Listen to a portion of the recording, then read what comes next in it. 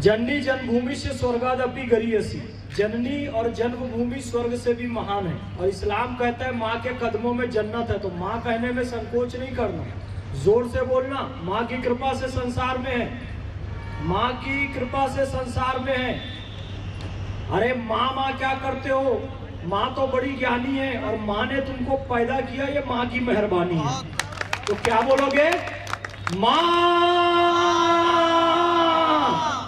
बोलिए गौ माता की, बोलिए गंगा माता की, बोलिए गीता माता की, बोलिए गायत्री माता की, बोलिए धरती माता की, बोलो हमको जन्म देने वाली माता की, बोलो बोलो भारत माता की।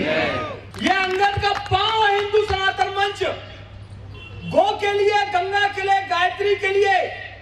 ये अंगद का पांव हिलने वाला नहीं है अपने सिद्धांतों से।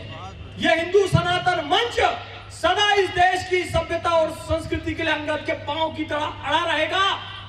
ठीक उस तरीके से जब स्वामी विवेकानंद अमेरिका गए और जब उन्होंने अपना व्याख्यान दिया, और व्याख्यान देते हुए जब वहां पर विश्व धर्म सम्मेलन में कोई कह रहा था मेरा धर्म श्रेष्ठ, मेरा धर्म श्रेष्ठ, मेरी पुस्तक श्रेष्ठ, मेरी पुस्तक श्रेष्ठ, स्वामी विवेकानंद खड़े हुए, उन्होंने कहा रुचिनाम वैचित्र्याम पथजुषाम नृणाम एको गम्यस्तु मसीह पैसमर्णव ईव। जिस प्रकार भिन्न भिन्न नदियां भिन्न भिन्न मार्गों से होती हुई अंततः जाकर महासागर में मिल जाती हैं, ठीक उसी प्रकार भिन्न भिन्न धर्म और पूजा पद्धति भी भिन्न भिन्न मार्गों से होते ही अंततः ईश्वर तक ही जाकर मिलते हैं। इसलिए किसी में कहीं कोई भेदभाव नहीं है कि जिस देश में स्वामी विवेकानंद जैसे विद्वान रहते हो वहां किसी धर्म परिवर्तन करने वाली मिशनरी को भेजना मूर्खता होगी।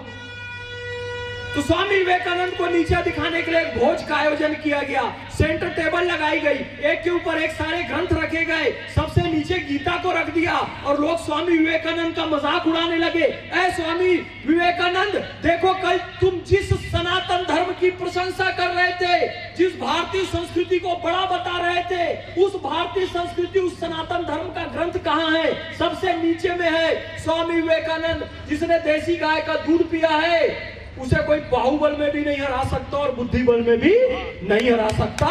स्वामी जी ने कहा गीता बिल्कुल ठीक स्थान पर है, धर्म ग्रंथों की श्रेणी में सबसे नीचे है ना। बोले are you mad? Swami ji are you mad? तुम पागल हो गए हो क्या?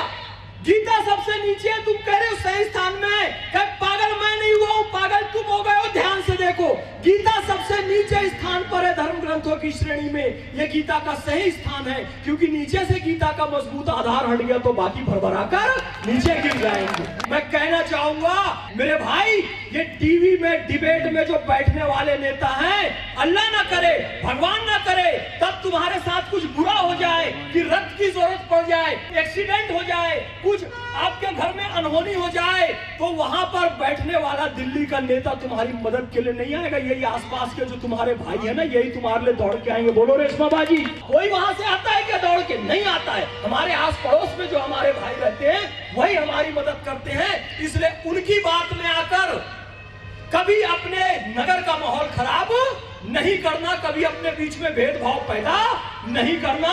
वो टीवी में बैठकर झूठ बोलते हैं कि भारत में मुसलमान असुरक्षित है, जय श्री राम बोलकर मुसलमान को मार दिया जाता है। अरे वो झूठे हैं। हामिद अंसारी झूठा है, आमिर खान झूठा है। वो लोग एयर कंडीशन में बैठते हैं, वो लोग बड़ी बड़ी कारों में बैठते हैं और वो सुरक्षा में रहते हैं। Z+ कह रहे हैं महाराज, वो अपनी पर्सनल सिक्योरिटी अलग रखते हैं और कहते हैं भारत में मुसलमान असुरक्षित है। अरे मॉब लिंचिंग पर बोलने के लिए सबसे प्रमाणित मुसलमान मोहम्मद फैज खान है। क्यों? 28 महीना हो गया पूरे देश में पैदल चल रहा हूं, जय श्री राम कहने वाले मुझे गले से लगाते हैं।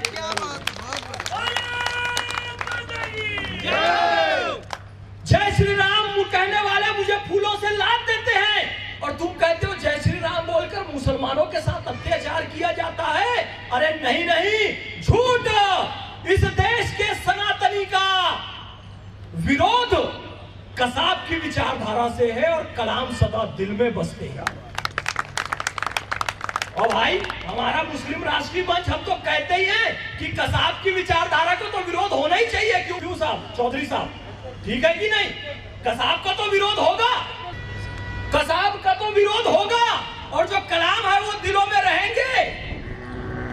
तो अल्लाह ने मार्ग दिया है। कहते हैं साधु और शैतान दोनों की राशि सदा एक होती है भगवान। राम रावण कृष्ण कंस कसाब कलाम। साधु शैतान की राशि एक होती है कहते हैं।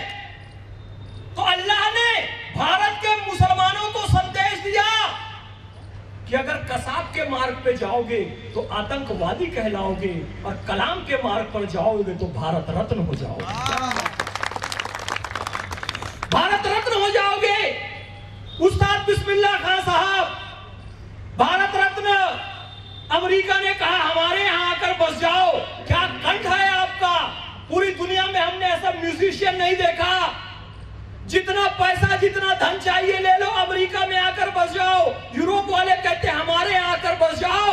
उस्ताद बिस्मिल्लाह खान साहब ये कहते हैं तुम मुझे अमेरिका में कितना धन दे दोगे, कितना मकान बिल्डिंग कारें दे दोगे, लेकिन गंगा मैया का तट और काशी विश्वनाथ नहीं दे सकता। ये भारत का मुसलमान है।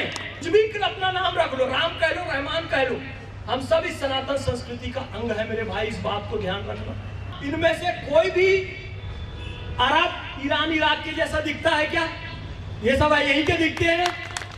ये क्यों दिखते हैं। क्योंकि इनमें से कोई राजपूत है, कोई क्षत्रिय है, कोई गुर्जर है, कोई कुछ है कुछ है। अरे हमने पूजा पद्धति बदली है, बाप दादा तो हम सबके